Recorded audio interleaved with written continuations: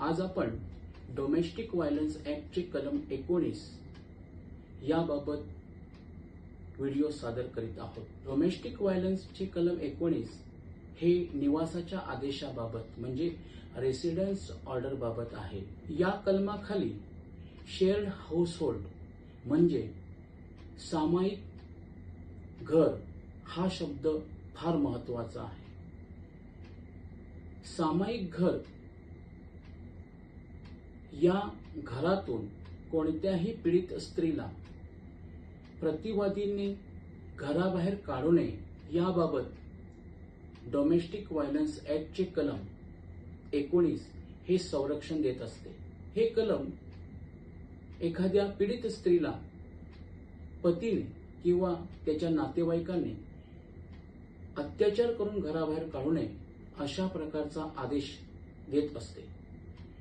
किंवा एखाद्या स्त्रीला राहण्यासाठी घर नसेल आणि ती घरगुती हिंसाचारापासून पीडित असेल तर अशा स्त्रीला शेअर्ड हाऊसहोल्ड मध्ये म्हणजे सामायिक घरामध्ये एका बाजूला राहण्यासाठी न्यायाधीश साहेब हे पतीने किंवा त्यांच्या नातेवाईकांनी जागा उपलब्ध करून द्यावी अशा प्रकारचा सुद्धा आदेश डोमेस्टिक व्हायलन्स ऍक्टच्या कलम 19 अन्वये पारित करू शकतात।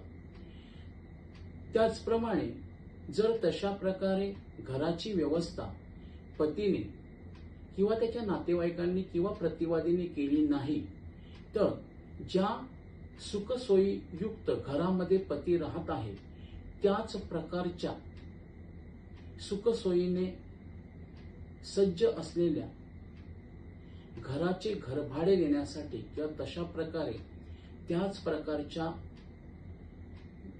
घराला भाड्याने घेण्यासाठी पीडित स्त्रीला प्रतिवादीने भाडे द्यावे अशा प्रकारचा आदेश सुद्धा न्यायाधीश साहेब डोमेस्टिक व्हायलन्स ऍक्टच्या कलम 19 अन्वये करू शकतात।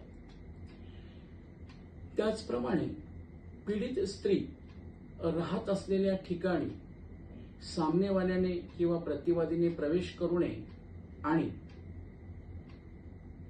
त्या ठिकाणी जे शेअर हाऊसहोल्डचा पार्ट आहे किंवा भाग आहे त्यामध्ये उगाच पतीने किंवा प्रतिवादीने जाऊन त्या ठिकाणी स्त्रीला त्रास देऊ नये अशा प्रकारचा आदेश सुद्धा कलम 19 अन्वये पारित होऊ शकतो।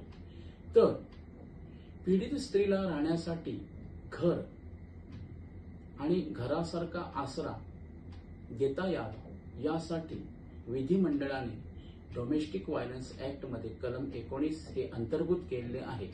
त्यामुळे वकील म्हणून ज्या वेळेला आपल्याकडे एखादी पीडित स्त्री क्लायंट येईल त्यावेळेला तिला हक्काचं घर मिळवून देण्यासाठी आपण डोमेस्टिक व्हायलन्स ऍक्टच्या कलम 19 चा उपयोग करून निवासाचा आदेश मेहरबान कोर्टाकडून आपल्या स्त्री पक्षकारासाठी मिळवला पाहिजे।